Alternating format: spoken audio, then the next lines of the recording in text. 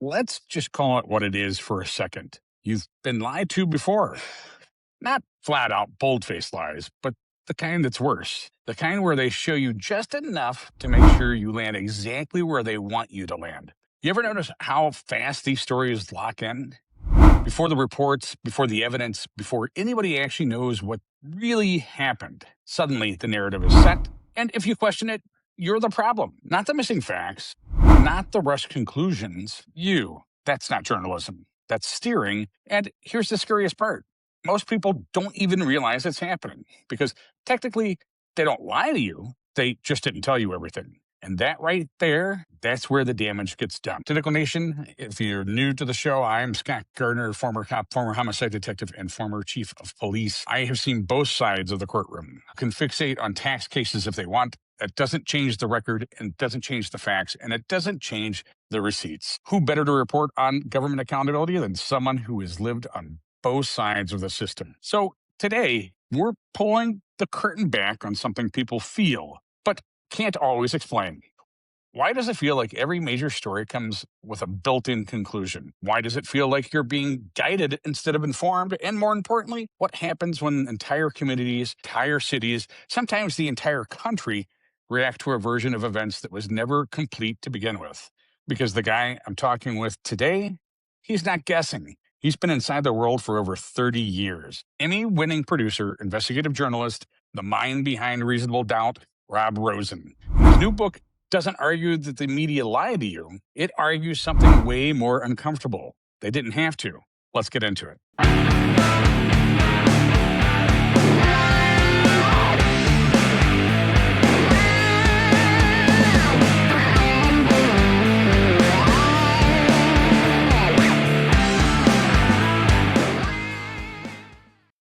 So, Tentacle Nation, today I am joined by Rob Rosen. Yes. Rob is an Emmy-winning television producer and investigative journalist. He's been working in the true crime and investigative space for more than 30 years. Some of you probably know him's work from the show Reasonable Doubt. At least that's where I know him from, which has taken a fresh look at wrongful conviction cases. He's also worked on long-running television projects like The Dead Files. Rob has a new book coming out on June 2nd called Crimes of Omission: Distorted Justice, the Media's War on Truth. And the argument he makes in the book is pretty straightforward. He says, in a lot of these high-profile cases involving police, the problem wasn't necessarily that the media told people something false. The bigger issue was information that never made it into the coverage in the first place. So today, we're going to talk about that, some of the cases he covers in the book, how those stories developed in the media, and what happens when the public only sees part of the picture. And I'm a one-man band here, so hang on one second. Yeah. I'm trying to fire my I have some visual cues for you there, just so you have them. Oh, look at this. All right. This is I like this. Robs, thanks for coming on. Before we get into the book itself, let's start here. You've spent more than 30 years working in journalism and television, and now you've written a book that takes a pretty hard look at your own industry. What made you decide to do that? Well, in a way, it's, you criticize the thing that you love. I mean, I knew I wanted to go into journalism and broadcast news since I was a little kid. I've always been drawn to it and fascinated by it. And to watch the profession and the industry slowly move away from its North Star, which should be truth. That's really as simple as that. It should be truth and hard truths, wherever that leads. And to see the mission creep and the slow change and the erosion of trust in the public. I think by the time we got to the summer of 2020 and cities are burning and network news reporters are doing live shots in front of infernos saying that the protests were mostly peaceful, I felt like it was time to speak out. Fair enough. Again, one man show there. The book is called Crimes of Omission. Explain what you mean by that phrase, because your argument really isn't that the media lied as far as I'm understanding it. Your argument is that the bigger problem is the information that never made it into the coverage in the first place. Yeah, so this book really in a story form and takes you from Trayvon Martin all the way up to the rioting in the summer of 2020. And it contrasts the whole story with what the media told you. And the difference is pretty unsettling. So Crimes of Omission, look, the reality of it is, if you are a reporter and you're on Fox News or MS Now or any of these networks, there is an attorney who works, on each show. And generally, they're going to make sure that you're not getting them sued. It's a corporation. It's a publicly traded corporation. So despite what people think, it's not outright lying. No, I mean, there are cases where it happens, right? You have a 24-hour news cycle. But for the most part, what you see on TV is true. The thing is that by only giving you the parts of it that lead you to a conclusion, that's where the bias is. So as an example, you had a case like Trayvon Martin. And I think people were led to the conclusion. Well, I'll just give you a very microcosm of it. Close your eyes, think of Trayvon Martin. You probably see a picture of what seems to be a cherubic little kid, 7th or 8th grader, because those are the photos that Benjamin Crump, his family's attorney, distributed to the media. But those photos were about 4 or 5 years old. They were grade school pictures. By the time he was 17 or 18, he was a much bigger and, as a 17 or, as a teenager would be, a much bigger kid. In fact, he was taller than George Zimmerman. So that's an example. Yes, that photo is of Trayvon Martin, but what they're not telling you is it is a 4 or 5 year dated photo. And that's just one of countless examples of how only telling you a partial truth is misleading and distorting of the truth, but it's not an actual outright lie. I know you're probably very new to me, don't know anything about the platform, but there's something I talk about quite frequently. I actually refer to it here in Ohio. I refer to it as the Lake Erie Lullaby, which is the local media who I am astounded at how they perceive things that happen. So that's why when you reached out, your team reached out to me, I thought that we were so unified on this message. This book seems phenomenal from what I can gather from it at this point. But so you've worked inside newsrooms, you've produced investigative television, you've created Reasonable Doubt, where you actually go back and re-examine criminal cases. And that's, like I said, that's how I know you from. You did great work there. Oh, thank you. After seeing how investigations actually work, what started bothering you about the way some of these big national stories were being reported? I mean, I would say at the most fundamental level, and you would, obviously based on your experience, I think you would understand this, right? If you start, let's just say, did you work in homicide at some point in your career? Yes, I worked homicide for quite some time, actually, about 10 years. So imagine an investigation where you have 2 investigators. One of them makes a snap judgment. There's a female victim. You walk into a house and let's say one investigator's like, probably the husband. He looks suspicious. And now he is looking for little pieces of evidence to work backwards from the conclusion. And I would assume that in the training for a homicide detective, you don't do that. You start building from first principles. You start looking for facts. What do we know? What do we know? And the facts and the clues and the evidence starts inexorably leading you towards a conclusion. But it's not a conclusion that you started with. And I think probably one of the biggest sins about the way a lot of journalism is done these days is they work backwards. They know where they want to end up, and then they're looking to cherry pick evidence. And I think that was definitely the case during the anti-police movement of the 2010s. They knew the conclusion. There was only one conclusion that was going to be acceptable. Now it was a matter of working backwards to try to justify that conclusion. I know that, like I said, I refer to them as the Lake Erie Lullaby, and that you can pretty much always tell as soon as reporters start showing up on scene in a homicide, essentially what route they're going to take it. Then, I just can't agree with you more.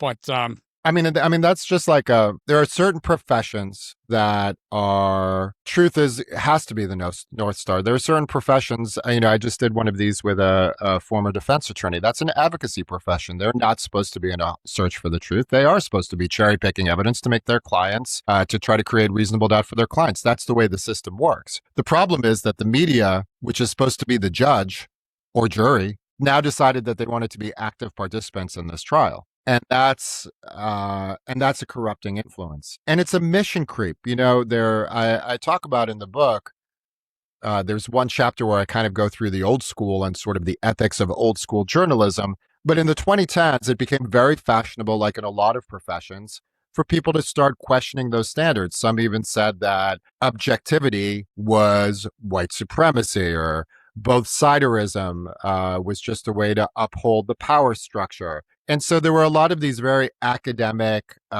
fancy sort of theories, but ultimately it was all leading to the same place, which was just the corruption of what the profession is supposed to be. And when you're the email, I obviously I probably preempted a little too soon.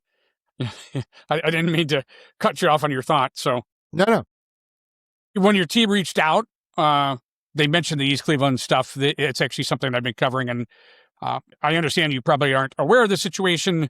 You may not have been known of the situation at least, but we've been talking a lot about how those stories of sort of take off before all facts are even there.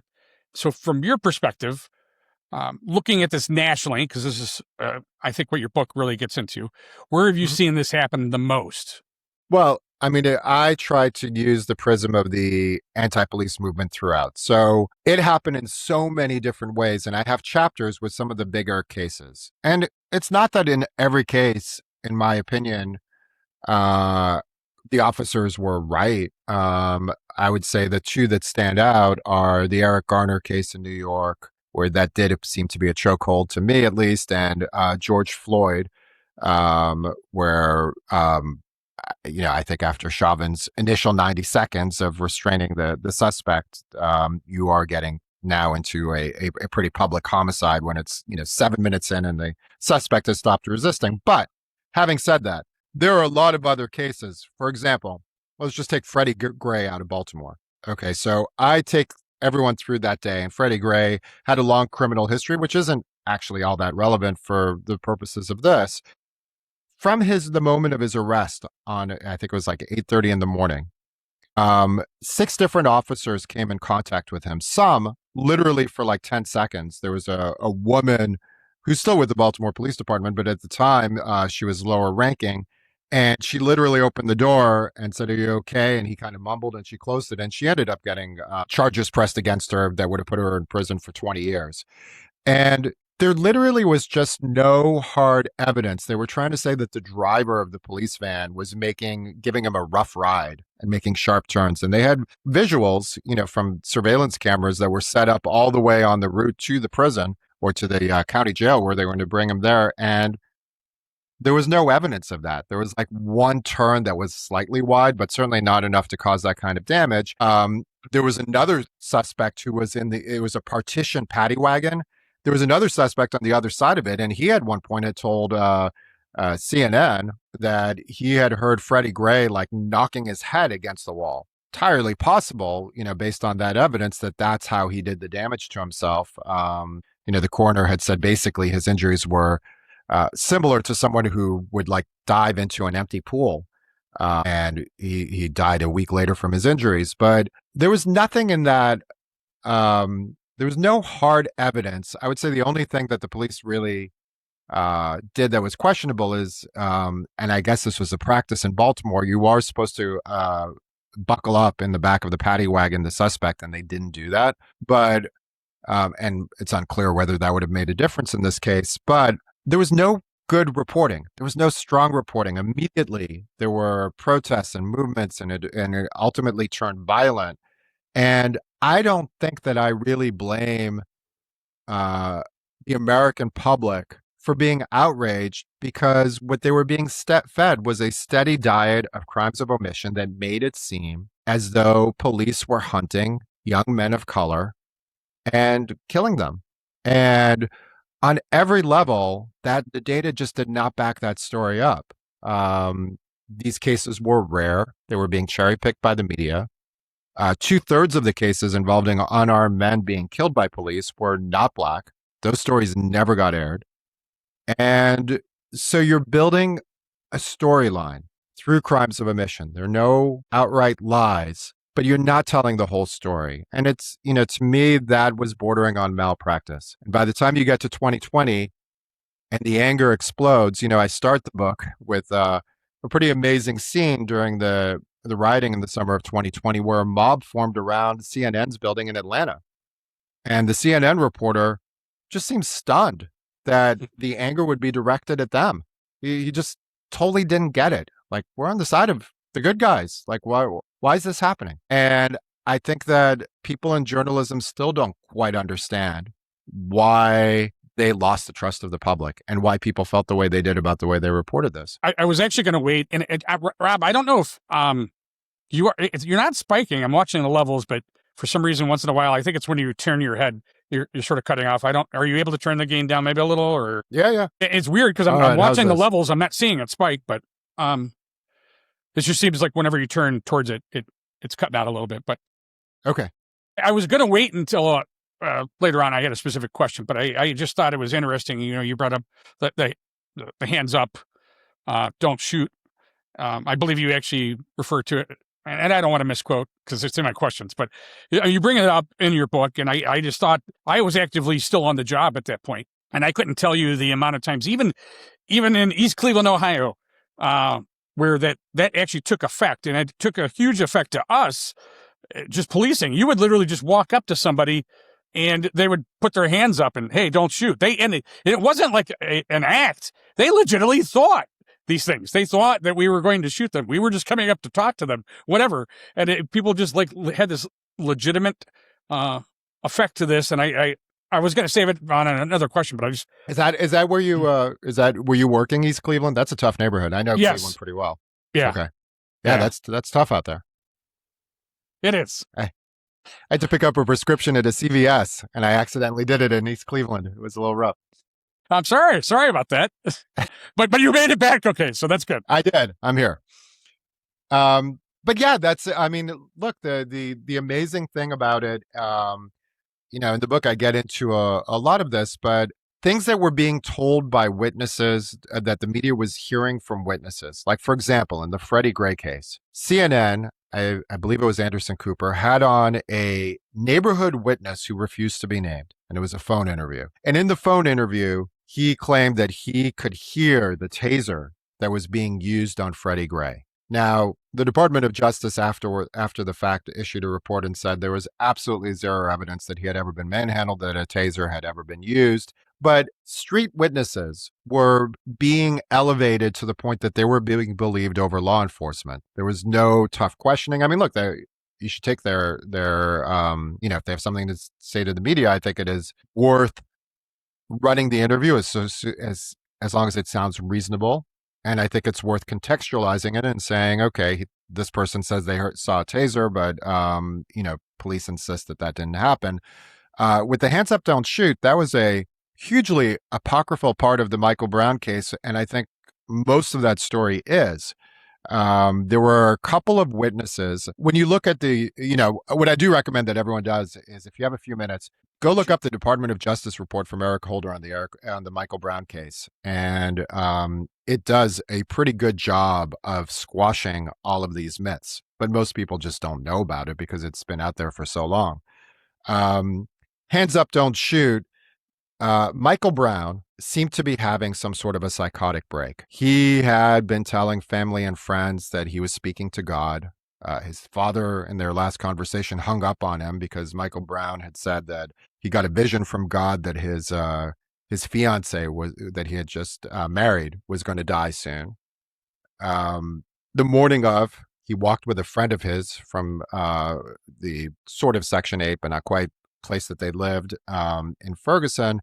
And Michael Brown darts out into the middle of the street, and his friend's like, "What are you doing?" And he's like, "I've God on my side. Nothing can get me." From what we can tell from most of the witnesses, when Officer Wilson just tried to block the road because on the way back after this confrontation at the convenience store, where he stole some rolling paper, he's walking back and he's back in the middle of the street. And so Wilson wanted to make him go to the sidewalk. He did, I guess, what you guys call like a hard stop, Yes. Basically blocked his path. Now, most of the witnesses, and in reasonable doubt, we know that witness testimony can be off. No two people see things exactly the same way. But the general gist for most people was that Brown went up to the police car, ends up throwing a couple punches at the officer, who, for the first time in his career, fires the gun twice in the car, grazes Brown's thumb, and then shoots the other bullet into the seat of the car. Brown takes off with his friend. The officer runs in pursuit, and then for some reason, maybe because he thought God was on his side.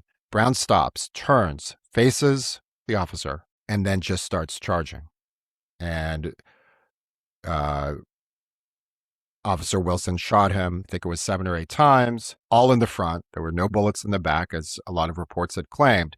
But this idea that his friend, who was there, did a lot of interviews and kind of kept changing his story, but made it kind of heroic. Like Michael Brown was trying to surrender and he's shot and he's like, bro, get away, just get away, right? He's sort of made it out to be like some hero's story, and that he says he was then shot in the back. Now, this is where the media is committing some forms of malpractice, because I'm not saying you don't do that interview, but you ask some hard follow-ups. You do keep in mind that you are talking to a friend of the victim and someone who was an accomplice in that crime, as small as it was at that convenience store. So I think you have to have, right, if you were an investigator and you're going over to talk to him, you'll respectfully take his statements down, but you're also going to take it with somewhat of a grain of salt. Are there any of the other witnesses who are backing any of these accounts? But the media didn't bother to do that.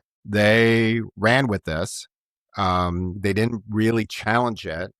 By this point, I talked to a lot of law enforcement.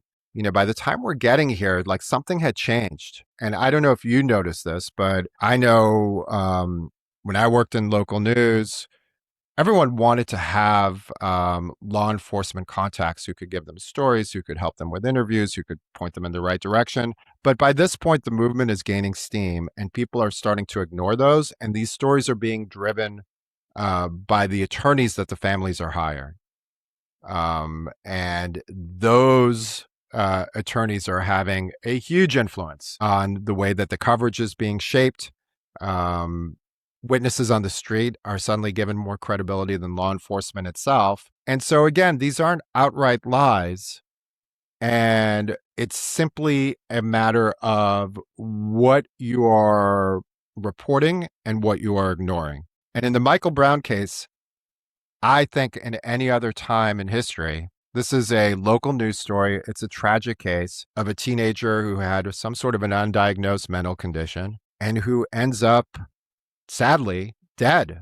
It wasn't treated. And, you can speak to this better than I can, but I would imagine that as a 50-something white guy, if I walk up to a police officer sitting in his car and punch him as hard as I can twice in the face, and then reach for his gun, I'm probably not going to make it out of there. I do find it interesting that a lot of people have this perception, or I shouldn't say a lot, more than I would hope to. I've worked with a lot of police officers, state, federal, regional levels, and I've never once come across an officer saying that they wanted to get in and do some sort of fatal shooting that day. I mean, it just doesn't happen. It doesn't go through an officer's head. And often officers are, they actually underreact for most cases.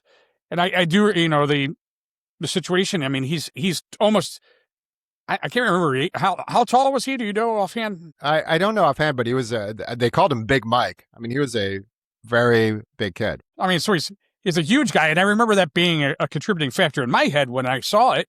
I'm like, listen, there's a lot of things that affect how an officer reacts to somebody. And I mean, size is a big contingency. I mean, if someone is able to overpower you, that's a huge thing in law enforcement. And I remember seeing like side by side comparison. I mean, this guy was much taller than the officer. And so I don't know. But when the Department of Justice report came out, and this should have been a wake-up call for the media, because Ferguson in 2 separate waves burned itself down to the ground while, CNN cameras were doing round-the-clock coverage so people could watch a working-class city burn itself down on live TV. And the Department of Justice report comes out, and this isn't, a Trump administration report. It's Eric Holder, the progressive attorney general. And the report absolutely, point by point, refutes most of the arguments that activists were making about this particular case.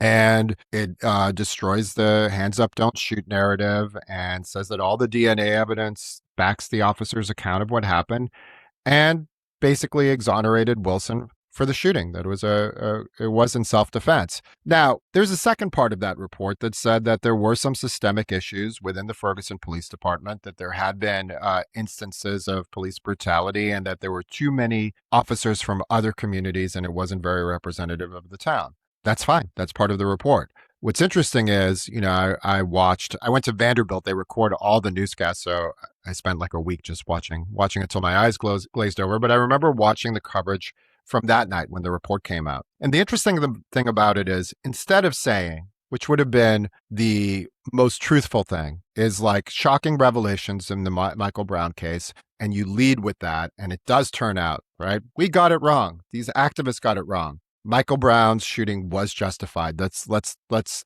do the decent thing for this cop who's in hiding, and give the results. But what they did instead was, the story was buried. People were doing it at the end of the A block instead of it's the lead story. And it was shocking revelations about the Ferguson Police Department. A scathing new Department of Justice report reveals systemic racism and problems within the department.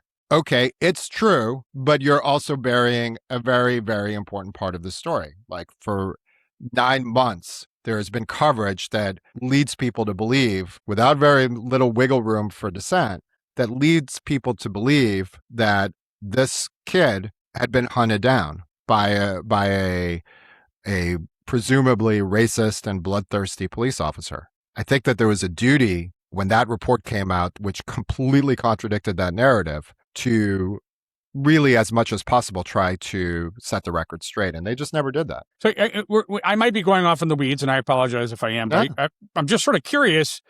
Just as you're speaking, I'm sitting here thinking, how does it, coming from your news background, like, how does it happen? How does like something that happens in Ferguson, Missouri, end up nationwide news? How do other news organizations start picking that up? I think it's, so there's an interesting backstory that I get into with Trayvon Martin. So Trayvon Martin is shot, and killed by George Zimmerman in their scuffle.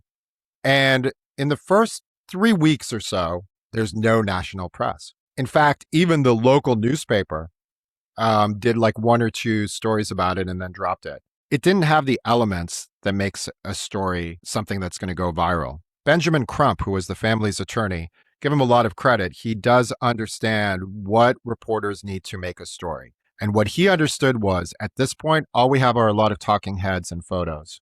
It's not a story. He started a pressure campaign to get the local police department to release the 911 tapes that a lot of the neighbors in this gated community had made to the police that night to report this crime. And also George Zimmerman, who was a neighborhood watch volunteer, he had a special number that he had called, and that call was recorded. And he put a relentless pressure campaign. And I think that the police department thought, they were in over their heads, and they thought, okay, this will relieve some pressure if we release this. The second that happened, it became the biggest story in the world, because now you had an element, an emotional hook to it, right? With George Floyd, it was caught on tape. You have various angles of it.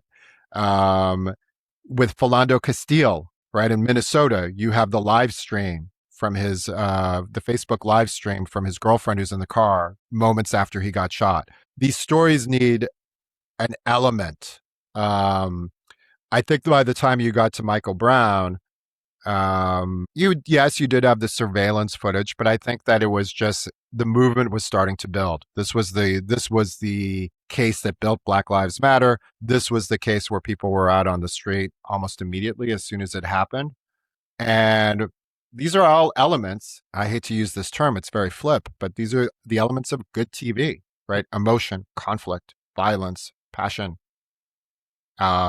When you have those elements, you have a story. But it's interesting because with Trayvon, if that police department had not released that tape, I don't know if we would know his name today. Well, and so I'm going to try to, I don't know. Some of my questions might not be, maybe somewhat redundant at this point, but you say in the book that the real distortions usually don't come from what reporters say. They come from what gets left out. Give us an example of what that looks like when one of these stories first hits the national news cycle. I know we've sort of... Yeah, no, let me just think of like a really, well, let me just twist it around just a little bit. Have you ever heard the name Tony Timpa? It actually does sound familiar, but I'm not sure why. All right, but this is a crime of omission. Tony Timpa is a man who I believe it was 2016, it might have been 2015, in the Dallas area, was a rich kid. He worked for his dad. He had like a $250,000 a year job, but he had a long, long history of mental illness. And he was on a bender, and he was seeing things and seeing people who didn't exist. And he calls the police. He calls 911 on himself. And by the time that the officers get there, he is literally like running through a busy intersection, climbing on cars, just having a break. So some security guards hold him down, and then 4 officers come and hold him down. And during that time, and this is something you can look up on YouTube. It's the videos posted because they were wearing body cams and recording it. Very similar to what Derek Chauvin did for 14 minutes, though. They had a knee to his neck. And during that entire time, they are making jokes. They're like cheesy little kids, hey, you want pancakes tomorrow? Why are you quiet? They're making dumb jokes. They're cracking each other up. By the time the EMTs get there and they put him in, it suddenly dawns on one of them like, oh shit, this guy might be, we might be in trouble. Anyway, he did die. The Dallas Police Department wouldn't tell Timpa's mom for the longest time what happened to him. At one point, they claimed he had like a heart attack in a bar. She was relentless. She finally got to the bottom of it. Now, I spent quite a bit of time talking to his attorney, who's this liberal progressive lawyer and, in Dallas, and had written a book about why God doesn't exist. But he said, I couldn't get the media interested in it, right? We have footage, we have everything, all the elements. Tony Timpa was white. And that's a crime of omission. There are, during the time between 2012 to 2020, thankfully, the instances of police killing unarmed suspects were relatively rare and much, much smaller than they had been in previous decades. And that's a context that was never given. And 2/3 of those cases were people who were a different race than Black. But again, it's the omission of those facts. It is simply cherry picking the cases that fit a preconceived narrative that were leading people to the conclusion, and I don't blame anybody for thinking this, that Black men were being targeted in the streets of America. There was a poll that was done in 2019, and they asked people, I think the poll was in 2020, but they said in 2019, how many unarmed Black men do you believe that U.S. law enforcement killed? So people who identified as liberal or very liberal overwhelmingly guessed 1,000 to 9,999. Even people who identified as conservative guessed that the number was 100 or more. Do you know what the number was? No. 14. Really? Now, 14's 14 too many. There's no question.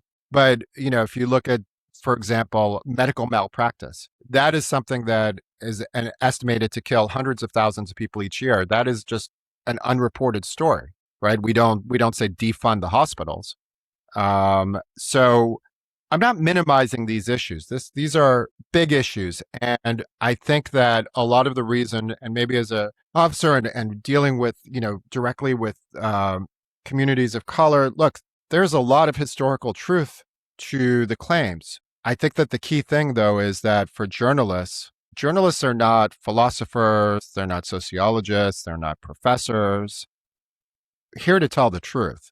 And so the question in 2014 during Ferguson wasn't Black communities been treated horribly historically by the American justice system, and that very well that answer could be yes, and in many cases seems to be. But the question was, what happened in this case? And because the prism was done through the idea of like, there is an important social movement and we need to be on the right side of this, the truth took a back seat. Well, let's go back to one of the first cases you walked through in the book. That's the Trayvon Martin case. The story becomes a national flashpoint. And when you went back and looked at it years later, what parts of the story do you think the public never really got? And I know that we sort of already touched about this, but I pulled this quote from the media kit that was provided to me. And I thought it was pretty damning. I mean, but you basically said but the damage was done. Yeah. Well, right. So the damage was done, and as I wrote, the American people trusted mainstream journalists to give them a clear picture, and based on what they saw, of course they had nothing. There was nothing left for them to think. But if you look at, I would say there were two very key points in the George Zimmerman trial. If you go through the transcripts, and I think point number one, there was one witness who was a neighbor who could only describe the color of the articles of clothing. And it was raining, but it seemed to him very clear, and didn't seem to have anything to gain. He ended up calling 911. He was trying to get them to stop fighting, that Trayvon was on top of George Zimmerman. There was also a forensic expert who is world renowned. I believe he did pass away since that trial, but he said, this isn't that hard a case.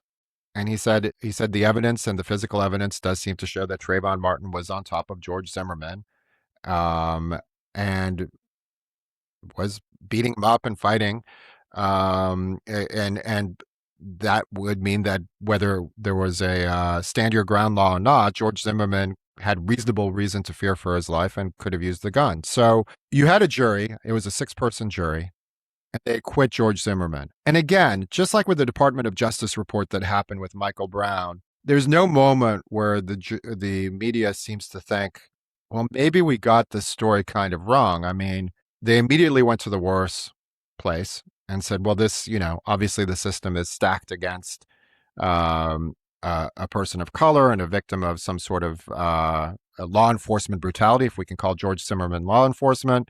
And that narrative was what was run with. But I think that had the trial been covered just with a open mind and with a sense of seeking the truth, it would have been a very different result. I spoke to Ashley Banfield, who at the time was covering it for CNN. She's with News Nation now. And she said, there are a lot of cases that do highlight cases of police mistreating people of color. This wasn't one of them. And she said, I'd sit in the courtroom all day and watch the trial, and then I'd watch what my colleagues were doing on the other networks. And she's like, are they sitting in the same trial? It just felt like she didn't know what they were reporting on. So again, I think it's that sin of starting with the conclusion, right? From the beginning, there was just sort of this march that this was going to be an important case, and that to be on the right side of history for this was to see that Trayvon Martin was a victim of some form of a white supremacy, never mind that George Zimmerman was 1/4 black himself and Latino. But, none of that really mattered. This was just kind of a mad rush to judgment. And I think most of these cases had those attributes, which doesn't mean, by the way, that the cops were right in each of them. I've seen people try to make excuses for Derek Chauvin. I don't buy them. But, I think you have to take these on a case-by-case basis. But I think that given the context of everything that happened over the 8-year period, 2012 to 2020, the proper context for Derek Chauvin is one absolutely horrible cop who commits a homicide on video. And I should add, there really is no evidence that there was a racial animus involved in this, just that he was a pretty shitty cop who seemed to have a reckless disregard for human life. And it's frustrating to me. I mean, and it's something that I attempt to advocate on this platform.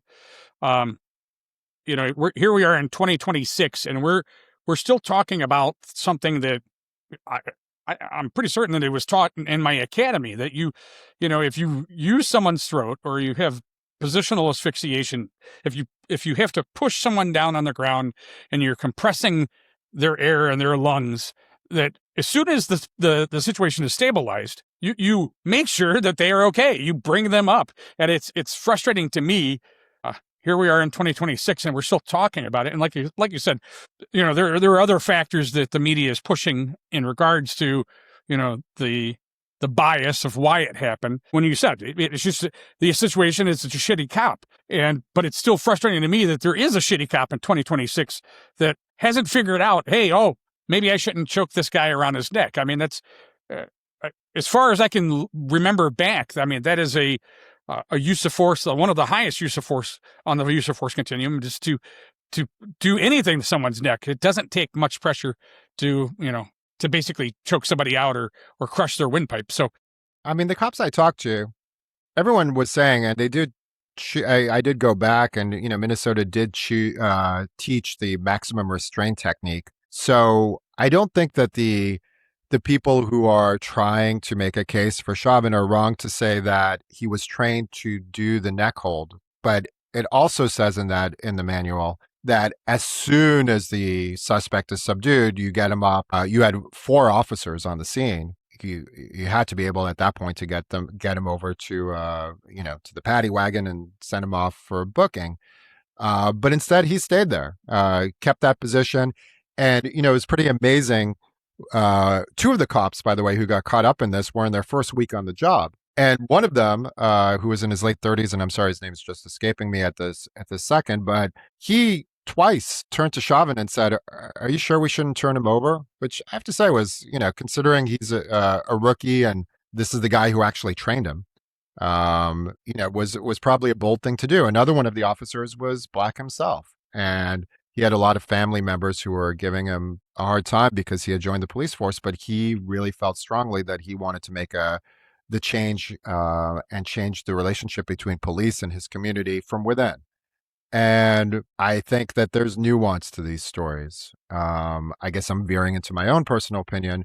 I think Chauvin did commit a homicide, and I think the evidence is pretty clear. But I think some of the other officers just got thrown in for political reasons, and had their careers destroyed. I think that was at that point with the violence that was racking the entire Western world because of this. They were just fodder at that point. And it's and again, it's just, and I'm not trying to compile it, but I mean, you even had like citizens around, and as an officer, you have to like stop. The citizens are like, he can't breathe, and regardless of what you think, what your training, your ego is, you have to stop for a second and see. Whoa, maybe they're right. Maybe they can't breathe, and I would agree with you. You find from your years on the job, there does seem like there's a point where maybe I think Chauvin had been on the job 20 years at that point. It seems like there is a point where some of these officers suffer from burnout, PTSD, and maybe there needs to be mechanisms in place where they can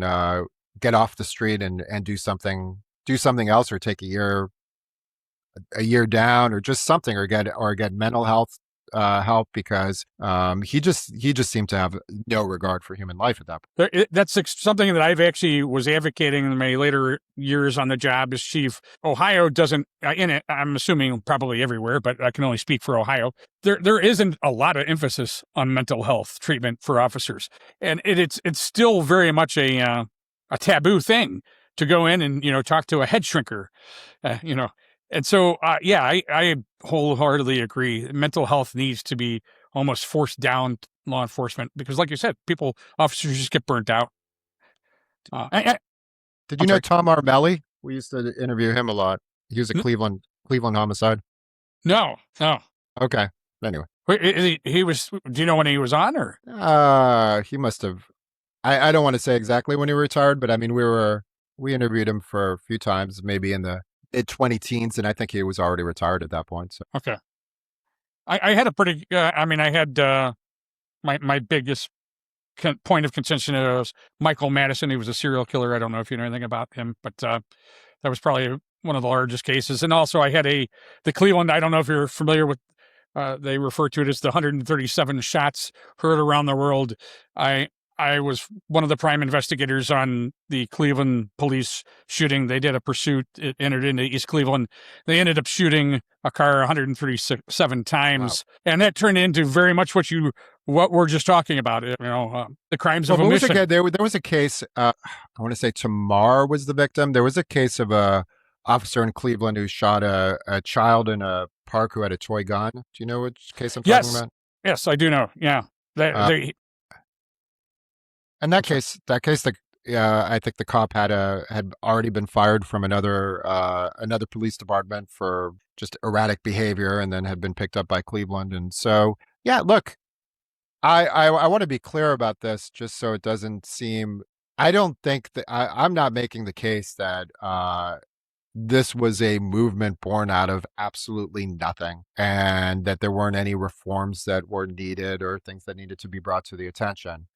I'm simply making the case that these were half truths that were sort of trying to lead people towards a very radical idea, which was that either police departments needed to be dismantled entirely or completely rethought.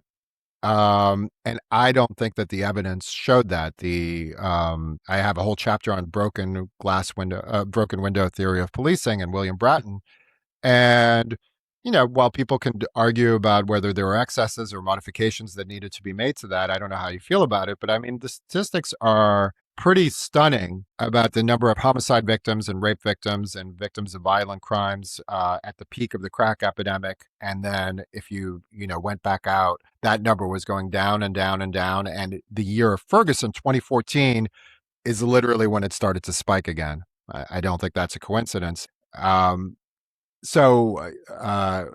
Rahm Emanuel called it the Ferguson effect. So I think people have to be careful. Empathy can be a dangerous thing. Yes, we have to be empathetic to anyone that is wrongly killed, abused, or harassed, or any of those things. But there were tens of thousands of lives that were saved through tough policing. And I think that has to be part of the conversation. It has to at least be, we have to think about risks and rewards of certain things. Well, at one point in the book, you talk about what you call the straw man problem in media coverage.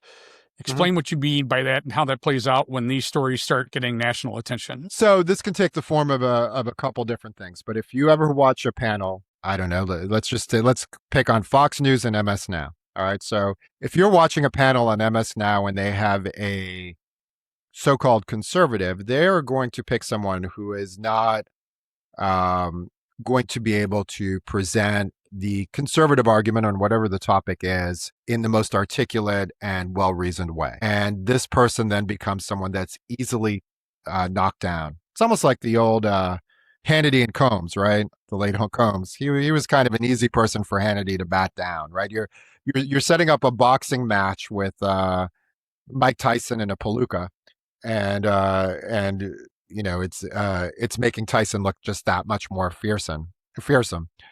Peter McNally, if you remember, for any of the boxing fans, when he came out of prison, he fought a guy named Peter McNally, and that's kind of the straw man for him to knock down. Look, he hasn't lost his step, and Fox will do the same thing. You'll get if you want to get someone to defend the BLM movement, there are a lot of very smart and well-spoken people who could have put up very good arguments in support of the movement. But they would get someone, let's say, from the new Black Panther Party, who's just going to be radical and scare the audience and sort of make the case for Fox. So I think that's one of the tricks. You sort of you set up a opposing argument, and under the guise of we're going to hear all sides, you're having it presented by someone who is so outrageous or so inarticulate or so radicalized that the argument's over before it even starts. So I tried very hard. I'm not an artistic person, so I rely on AI technology for my artistic ability. So I was trying to get a timeline. There was a lot of misspelling. I had to I think you're some of it. I'm going to have to double check. I think the Black Lives Movement starts in 2014. Thank you. See? Okay. So we're looking at the timeline, which apparently is incorrect. It was started in Black Lives BLM started in 2014. So looking at the timeline. I want to say Eric Garner. Hold on. Can we look this up? This is like the Joe Rogan show. We're just going to look things up while we got. I want to say that Eric Garner was earlier. Let me just No, you're right. No, that is 2014. Okay. So I stand corrected. All right. So looking at the timeline, we got Trayvon Martin, we got Eric Garner, we got Ferguson, and eventually George Floyd. Let's talk about Ferguson for a minute. And this is where I sort of jumped ahead, so it might be a little redundant, but the phrase hands up, don't shoot spread across the country and became a rallying cry. Your book argues that the narrative most Americans heard didn't match what investigators later concluded. And again, this might be redundant. We can skip ahead if you don't want to. Yeah. So, I mean, look, it was a urban. He never said hands up, don't shoot. If anyone You don't really have to do the reporting yourself. Just do a Google search. Department of Justice report, Michael Brown, from Eric Garner's Department of Justice, and it conclusively proves that that never happened. So, like a lot of things, and I don't know, I suppose some people will say, well, it doesn't matter if it's literally true. The point of the movement was to highlight these injustices. Um, that's not for me to say, but I will say that as reporters and as journalists, it is our job not to go along with that. We are here for hard truths. We're here to hold up a mirror to reality. It's not our job to aid or dissuade people from a movement. It's to really explore and show what happened. What is going on? What are these forces at play? So I had another question that I'm going to probably skip over, but I do think it's still partially true. I know you brought up the Ferguson effect before, but I don't know if we ever really explained for viewers that may not know what the Ferguson effect is. So I mean, you're able to maybe explain a little bit to maybe so if somebody's not familiar with that term. Yeah. It's a little bit unclear who started it. A few different people. I think some people have credited Heather McDonald, who's a conservative op-ed writer. But Rahm Emanuel had said it at a certain point when he was the mayor of Chicago. The Ferguson effect simply posits that because there was such a hysteria brewing against the police, that for a police officer who finds themselves in a precarious situation with a suspect, easier to let that suspect go than to take the chance of putting themselves in a situation that was going to end their careers or maybe even end their lives. And so the Ferguson effect, it has been theorized, the Ferguson effect caused a spike in crime because all of a sudden police weren't aggressively policing. Chris Anderson, who co-hosted Reasonable Doubt and is a friend and who helped me with this book a little bit, I talked to him quite a bit. He said, look, there are police officers who spend 20 years just kind of riding around in their patrol car and filling out reports and doing the bare minimum, and they can get away with it. And for some of them, it started making sense when they were seeing what was happening. We actually used to refer to those as rods, retired on duty. Those were the. I like that name. There could be something happening right in front of them, and they didn't care. They would just keep on driving by. That was rods. But so for the people watching who want to read the book themselves, where can they find it, and when does it come out? Well, pre-sales would be lovely. It is there's a Kindle edition, a paperback edition. It is available on Amazon, Barnes & Nobles, wherever you get your books. Crimes of Omission, Rob Rosen. Now it's come to my attention, there's another Rob Rosen author who writes erotica. That is, I have to say it's not me. And, make sure you get the right title. You might be able to morph it in somehow. Crimes of Omission, I don't know, a little erotica. I don't know. Yeah, but, I don't know. So I'm going to, every platform I have, if you guys comment, Crimes of Omission, be the first to comment Crimes of Omission on whatever platform you're watching this on. The first person on that platform, I will pre-order a copy of the book for you, ship it off. I will DM you once you comment. I want to make sure that Rob's taken care of. I appreciate that. Can I say one thing? I don't know if we're wrapping up, but I think that there is, I hope this doesn't sound too high and mighty, but I do think that journalism is our window to the world.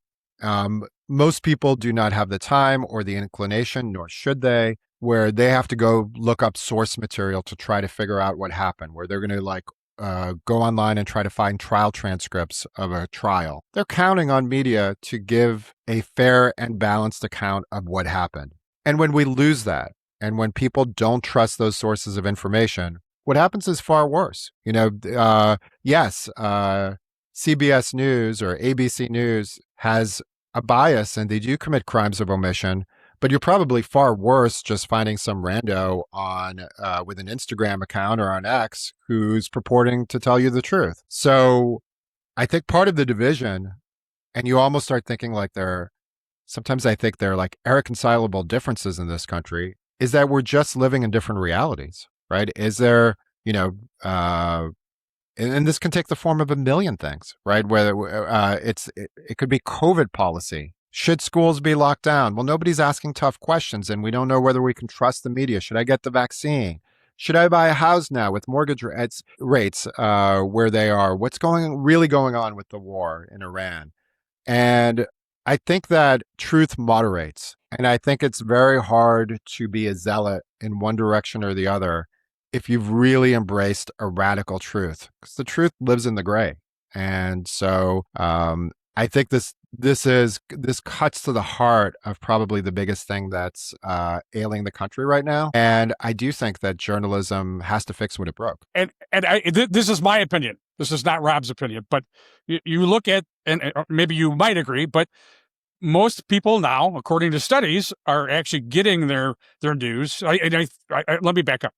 I think that reporters and media are doing it to themselves. Most people are relying on independent content, such as myself. Platforms, YouTube actually gets more viewers now for their news than traditional news outlets, and I think that that's a main reason why. I think people don't necessarily trust the media at this point. And again, that's my opinion. Right, and look, and if it's somebody like you and you're being thoughtful and you're giving them a perspective that is careful, that's great.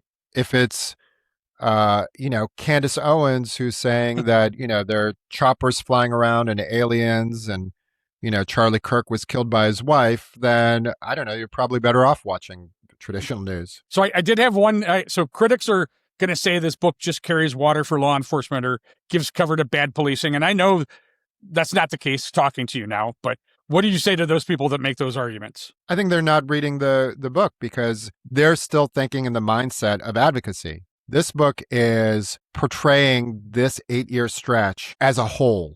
And as we've discussed, some of these cases, the cops were wrong, or at least I think they were when you look at the story in totality, but in some cases they weren't. And I do question, the movement, which seemed to try to exaggerate how common these kinds of incidents were. So, yeah, it's I think here's my selling point. I think there's something for everybody to hate in the book. And when that's the case, I think you're doing it right. Right. I mean, I'm just trying to call balls and strikes here. And, I do point out, and I think it's important to note, I'm not a sociologist. I understand why people so readily believed. And I don't know how you feel as a cop about this, but right, I understand why some people in certain communities were so quick to believe this because it felt right, because historically it probably was right. But it wasn't the job of journalism to pretend that 2012 was 1956. So your outro may have answered this, but this was my question for when people finish Crimes of Omission, what do you hope that they walk away thinking about the media and how these stories get reported? I hope that I think that by seeing the way that that things are being presented right now, I hope that's a good question. What I really hope is that more than even how they think about journalism, it's how they interact with other people in their family who maybe they've shut out for whatever reason, or political disagreements or friendships that have been strained, and to realize that it's less that you guys have different values, but that you've been given a different part of reality from the sources of news that you get. And so I think a lot of people where friendships break up over politics, which is so common these days, or families, can't get together for Thanksgiving, or, they think that it's an issue of morals. But I think it's an issue of which corporate site are you getting your reality from? And when you look at it that way, that's not a good reason to break up a friendship or a relationship or a family. I just want to make sure anything else that I haven't touched on, or I hope to have done you justice here. I really no, absolutely. I mean, look, I could talk about this for hours, as you probably could tell, but I think I do love the profession of journalism, and in a weird way, it's a love letter to journalism. I always wanted to do it. I felt so blessed to have done it in different forms along the way. It had always been a dream, and it kills me to see the profession not only lose the trust of the American public, but then sort of double down on the mistakes that brought them to this crisis point.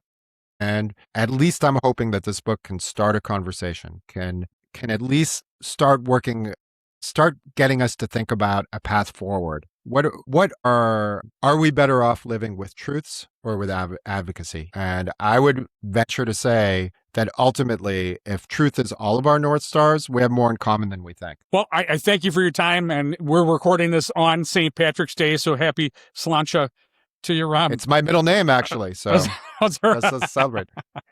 All right. It is. Is it? Yeah. Okay. It's not the most Jewish middle name, but that is my middle name. Okay. All right. So before we wrap this up, I want to say thank you to Rob Rosen for coming on and having this conversation on with me. I really do appreciate it. His book hits on something this platform has been hammering for a long time. A lot of the damage is not always in what we are told. A lot of the damage is in what they conveniently left out. And that is a message that fits this platform almost near perfectly. And look, I'll be honest with you. This was one of the biggest interviews I have done on this platform so far. So yeah, there were a lot of nerve issues. I'm sure you all picked up on that. I'm running this as a one-man band, and I was trying to keep all the plates spinning at once. But I do not want you to take 1 ounce away from Rob, because he was genuine from start to finish. He was easy to talk to. He was thoughtful. And he gave this conversation on exactly what it needed: honesty. So go buy the book. Go support Rob Rosen. Crimes of Omission is worth your time, especially if you are sick of being told half the story and then being expected to treat the narrative like gospel. This conversation belonged on this platform. It fits the message. It fits the mission. And I appreciate Rob for helping bring it. Be loud. Be heard. Shake the system until the truth falls out. Listen up, Pinnacle Nation. If you want to keep this roll call tight, head over to www.theinfamousexchief.com. That's Command Central. From there, you can slide into Patreon. It's a monthly subscription with exclusive drops at least once a month, or lurk for free just to jump in on the polls and pretend you had a say. Discord. That's where the real chatter goes down. Think of it like the squad room. The coffee's cold, the jokes are bad, but everyone's running their mouth. And the best part, you don't need some shiny Facebook profile. You can show up as Detective Donut or Sergeant Snark or Detective Dimmer Switch if you want. Nobody cares. Just get in and start talking. Hit the links for YouTube, Facebook, TikTok, and Apple Podcasts. That's standard issue stuff right there. Old school? Not a problem. Email me. Feeling paranoid? Use Signal. Signal it over. Encrypted tighter than a rookie's first report. Want your voice on the record? Speak pipe. Leave me a voicemail. If it doesn't sound like you're 3 sheets to the wind, I might even use it. Got a tip on a case? Fill out the tip sheet. Be as quiet or loud as you want. Do I burn sources? Ask him. Oh, wait, you can't. Want me to cover a case? Drop it under case consideration. Or keep it simple. Buy me a coffee and grab me a Brew Loud Be Heard mug. Because this isn't just a channel, it's a shift briefing. Be loud, be heard, shake the system until the truth falls out.